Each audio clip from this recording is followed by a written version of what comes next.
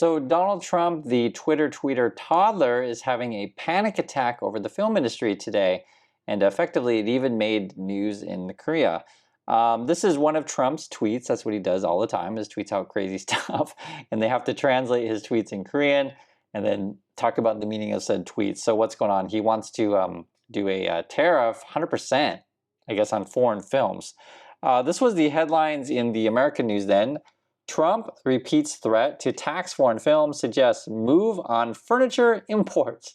And when I saw this, the first thing that came to my mind is like, Trump wants to tax Netflix and chill, meaning that he wants to tax what you're watching on Netflix, basically 100%, and then tax the sofa that you're sitting on at home while you're watching said content for reals. And basically Trump is trying to get a cut from whatever you do in everyday life. That's what it feels like to me. This is the actual tweet here. We'll read it. It says, our movie making business has been stolen from the United States of America by other countries.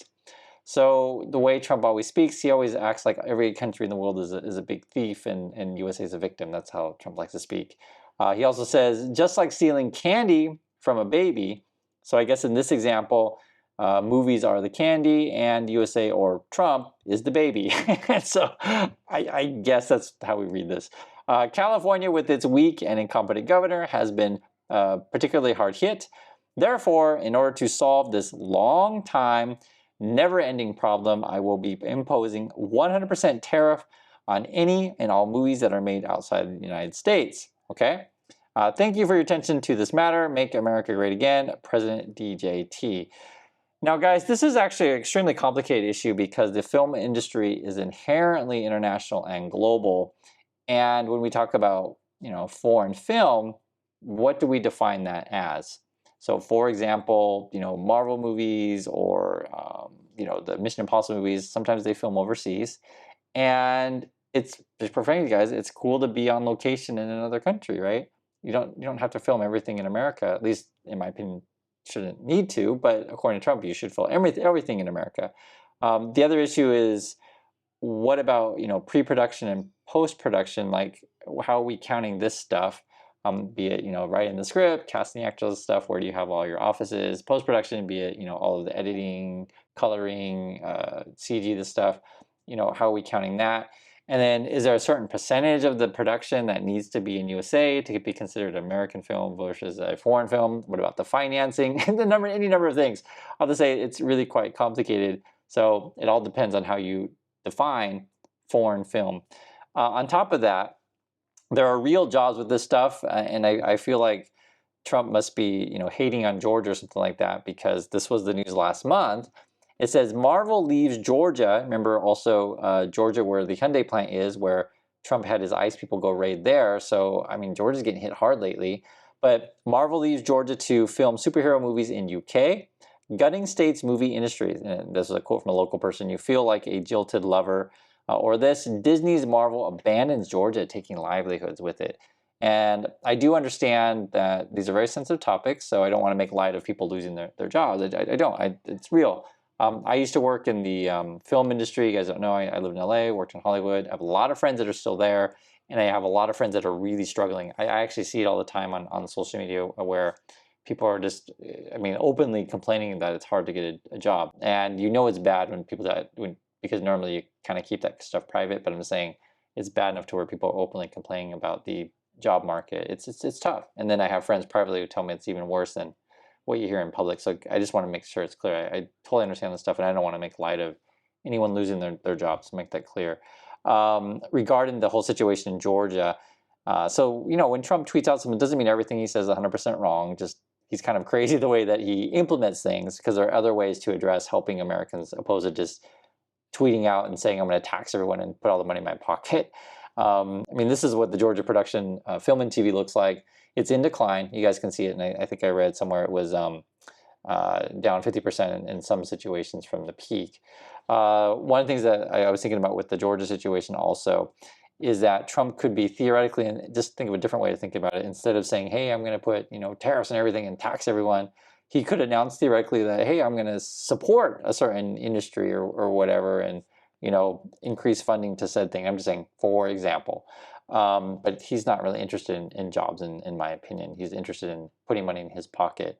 In terms of productions, this was interesting. It says Marvel is making 2 new Avengers movies and the next Spider-Man at a facility outside London. So I guess the UK is really aggressive in getting Disney over there. And then Barbie and the Wicked movie were, I guess, were also filmed in the UK.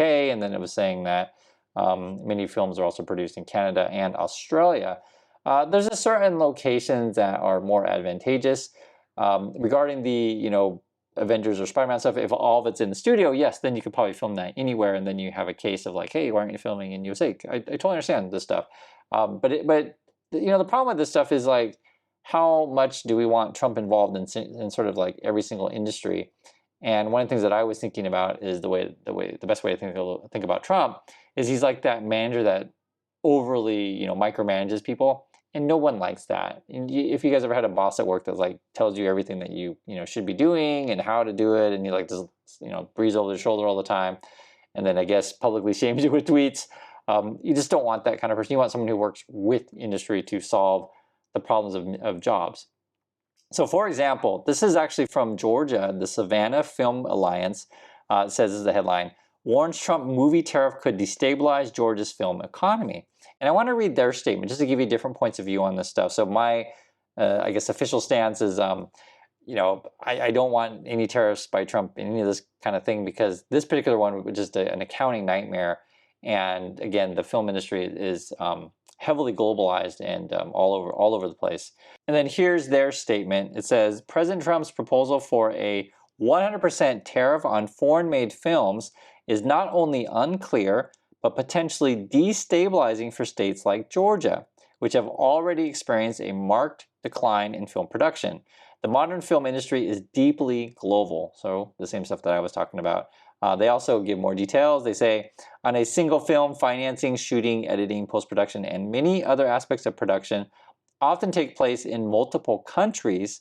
If such a tariff were imposed, it is uncertain what would even qualify as a, quote, foreign film. That ambiguity alone could discourage studios from moving forward with projects. So basically, because Trump put in a tax, no one would understand how this tax is actually be implemented, and they want to stay in compliance. It's just like, let's just wait it out. And I think a lot of companies have been saying that. Basically, Trump's going to be gone in 3 years or so. Let's just wait it out.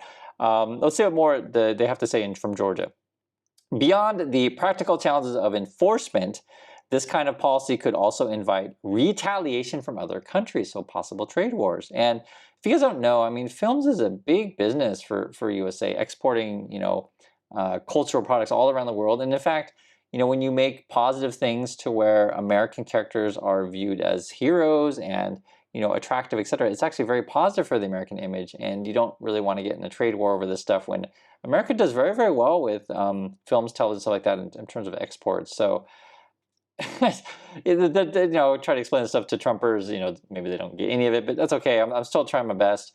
Let's read more here. It says, okay, so we don't want a trade war. Inflate costs for distributors and audiences and place independent films at a severe disadvantage. Georgia has invested heavily in its film workforce and infrastructure, and those gains could be eroded if global collaboration becomes economically punitive, right? So they're saying, you may stop all productions because the way that maybe sometimes you do business, maybe you want to use, another studio in collaboration for, various reasons. And like, if you halt all production, then we all lose essentially with Trump tariffs. At a time when the state is already seeing fewer big budget productions, what Georgia needs are policies that attract and retain projects, not ones that add more uncertainty. A tariff of this kind would risk doing far more harm than good, both nationally and locally. And I want to talk a bit about the Korean industry because it relates to Georgia, and I'll explain in a moment here. So if you don't know, this is the big news here in Korea also, but it was a few years ago. The movie Parasite was a fantastic movie, the best movie that year. If you haven't seen it, I highly recommend it. If you look at, say, TV shows recently, Squid Game is also very, very good. And then here's another one. This is actually a new movie. I think it opened this week. We haven't seen it yet. We'll try to see it as soon as we can. It's called No Other Choice. It was highly successful. I think it was at Venice Film Festival and others. It opened in Busan, actually. We didn't get a chance to see it because we're stupid enough to not buy tickets to the opening. We should have. We just didn't get them. I want to mention this stuff because in Korea, the news about the Trump tariff thing was big news because to say Koreans who make movies they want to sell, all around the world. And if there's 100% tariff on, that's obviously not great. And so one of the things that's interesting, say in Korea, I'm just giving an example, the Korean government actually supports the culture industry quite a bit with any number of ways. And I'll just give you an example that you probably haven't heard of. They even have holidays, I don't know, it's sometimes once every couple of months to where, what's the word to say it, they give like a discount day for families to go to the movies. And it's actually really supportive of movie theaters and, the industry as a whole. I'm just giving you one example. Or other things that they might do is they'll support film festivals in Korea, so that is good for the independent film industry along with the more commercial one. So there's various ways that the government, and I'm saying Trump theoretically could support local industry. We're seeing there's different ways to do it. Or you have something like this. So Trump's point of view is he likes to attack universities. This was the headline today. Trump administration opens new front to strip Harvard of federal funding. It's like, great. The reason why I bring up the education stuff, because if Trump was serious about supporting workers and bringing jobs to the country, you figure out ways to train workers in needed industries. So for example, let's say, example, Harvard. Let's say we decide that that's a national priority and we put funding into universities to educate our workers to do high-tech jobs, to do medical research, or the situation, say film, is we fund film programs to train people to do camera work, to write scripts, to do lighting, to do any number of production things that are needed, to do all of the editing and the CG stuff. Like, you have training programs for these things, and then suddenly we have a educated workforce. That would be one way. I'm just giving examples of different industries you can support by supporting your education, and that matters. Educated workforce, skilled workforce matters. The other way you could support workers, opposed to just doing tariffs, is you support their healthcare, education, transportation, etc. Because what's going on is that when Disney looks around the world for people to hire, from Disney's point of view, there's like, okay, where can I find cheap workers that are skilled, right? And if they go to the UK, for example, and the UK worker has subsidized education, subsidized healthcare, blah, blah, blah, right? All these things that support workers. And then from Disney's point of view, they pay a lower salary, for example, to people in UK, then the American workers seem expensive and they're less trained and less supported by the local government. What I'm trying to say is that if Trump was really serious about helping regular Americans, it would be much more than just tariffs.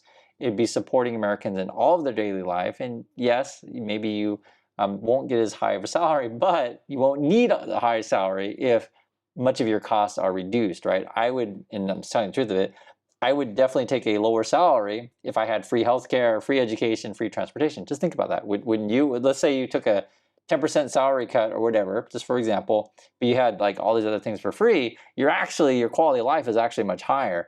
And this is just a different way of thinking about the world that I like to talk with you guys about, because it's something that Americans don't talk about enough, because many Americans have never experienced life in other countries and know what it's like.